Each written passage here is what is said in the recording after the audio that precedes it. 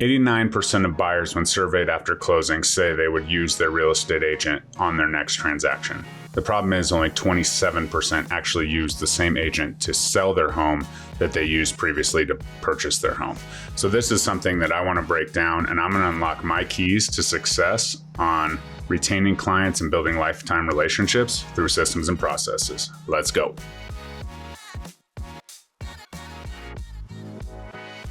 What's up, guys? Jeremy Kane, Real Estate Agent Playbook. Really excited for this one, as this is my bread and butter. If you are interested in my very free Sphere Building 12-week accelerator, please comment 12-week accelerator below, and I'll be sure to get that to you. Working on getting the engagement up. Obviously, if you're listening on podcast, you can reach out to me on the various forms in the description below. But while you're here, please like, comment, subscribe. Listening on the podcast, please share this with your favorite real estate agent. We're working to grow that community. So a 5-star review would be absolutely cherished if you're willing to do that. Okay, let's talk about this one. As you guys know, Sphere of Influence and Sphere Development is absolutely great. 52 transactions in 2021 and 36 of them were repeat client or repeat client referrals. So how did I do it? A lot of agents ask me this, and it all starts with, leading with value on the front end, open communication, and so on. So let's start breaking it down. First things first is everyone wants to have a unique experience. So it is your job to create an absolutely unique and kind of forgettable experience for your client, because you want it to be so smooth that they don't have that one thing. They're like, oh man, I remember when I had to get that one thing to the underwriter and I just couldn't get it. So you want to be there as, a guiding light. Obviously, there's a lot of things that clients have to do, some of which are maybe annoying or uncomfortable, but you want to make sure you're there to assist. Hey, call this person at this bank. They've helped me before.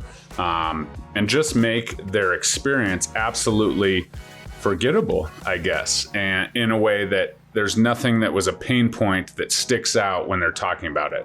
Absolutely smooth process as best as you can. And this starts with communication, definitely giving some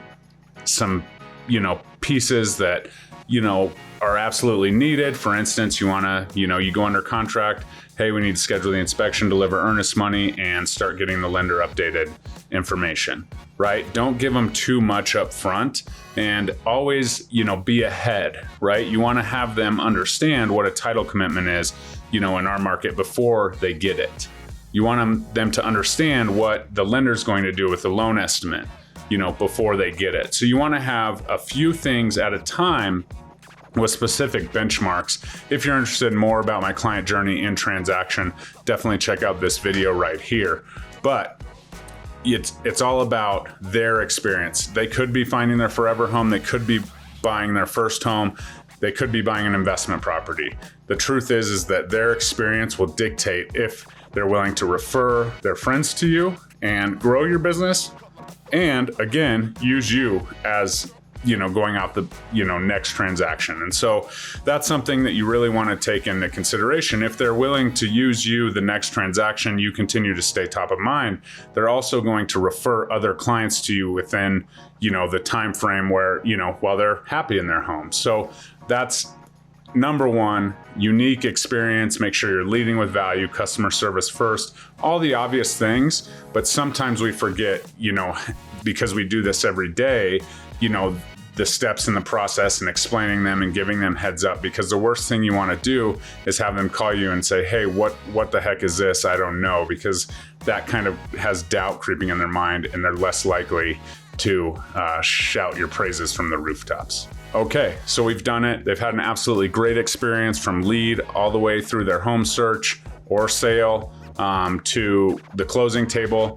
Now what? This is where most agents drop the ball. They give a closing gift, somewhat of a ceremonial goodbye for some agents, and this is where a lot of things fall off.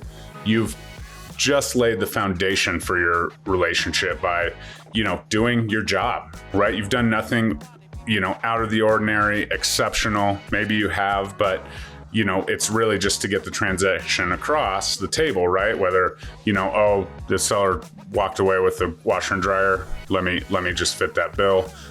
It's in the back of the moving truck, or making it as seamless as possible for them, right? But now's your real opportunity, and now is where you separate yourself. What are you doing in the days and weeks and months after the closing? Are you moving on to the next transaction, the next shiny thing, the next person that's going to be a paycheck? Or do you keep your previous clients in connection, invite them to events, do subtle things that will help, maybe send them birthday cards or, the obvious things. I always send, at the 3-week mark, I say, hey, here's for the bumps and dings throughout the, process of moving, $25 Home Depot gift card. Would love to hear how your house, is treating you guys or something along those lines. And so then you have that. But then you need to understand that you are the expert in the real estate market, right? And the more information you give them, the more referrals you give them for contractors, the more, different steps of the way that you can connect with them. Hey, it's almost winter. Let's blow your sprinklers out. I actually have a landscaper in town, 15% off for all my clients. Just mention this keyword. Something like that helps them understand, okay, Jeremy's in it for the long haul. But on the back end, you're also, helping other businesses build their business, your key referral partners, if they're getting business and you're building them, as I've talked about so much with industry partner relationships on this channel, just another opportunity to create a connection. And the more connections you create and the more problems of your past clients you can solve with ease, the better it will be. So I touched a little bit on my strategy. Let's talk about this strategy post-close, right? Moving day, I have the closing gift. I send an email that, kind of is a play on words about this is the closing, but it's just the beginning of our relationship. So I send that out and then I mean it. I execute on it. So closing gift, if they're moving right away, I also do moving day pizza where, they fill out a form. We get that pizza delivered. They don't have to think about it. They don't have to do anything. Be careful because if you're promising pizza and then you forget to order it, it's a problem. So make sure you have admin staff or yourself really on the ball with that because that's a negative if that happens. But then it's a 3-day post-closing call. I actually make this a post-possession call because in our modern market, usually there's, it's varying when you move in and all of that. So you don't want to close and have possession in a month and be like, hey, how's the closing, right? You don't want to talk about that. So 3 days post-possession, I call and say, hey, how was the move? Is there anything I can do? Anything you need? Any surprises? Things like that. Touch base. Okay. Then about 2 weeks, I send that gift card that I mentioned before out, $25 to a hardware store. Hey, these for the dents and dings along the way of the move. Hope things are going well. About 3 weeks, I call and just say, hey, how's it going? Now that you got your stuff moved in, hopefully somewhat unpacked, what do you think of the house? So on. And then again, at 3 months, I make that call and just kind of touch base. How you doing? How are the neighbors? Is there anything I can do for you? So on. And that's kind of where that transaction kind of goes away, right? I don't want to call them every 2 months and say, hey, how's the house? Hey, how's the house? And, even throughout that 3-week call, maybe sometimes you say, hey, how Johnny's, baseball tournament turn out or whatever. So you want to maybe have some sort of life, some forward family, occupation, recreation, dream conversations in there too, not just always about the house. But within these 3 calls, 3 days, 3 weeks, 3 months, you definitely can talk about the house and the move and those things. And then after that, we kind of, okay, that's what it is. Maybe invite them to any client events you have. Make sure they're in your sphere. I have a weekly email newsletter that I send out. I do a live video on Facebook every week, every Wednesday. So they're getting my stuff. They're kind of staying top of mind. I do 8 mailers a year, so they're in that sequence. They get a HomeBot update on their purchase, on their home value every single month. And so there's subtle reminders along the way. My next real, personal touch on the Homeversary, I send a, 4-pack of crumble cookies, about $25. Hey, thinking about you. Can you believe it's been a year? Can you believe it's been 2, etc.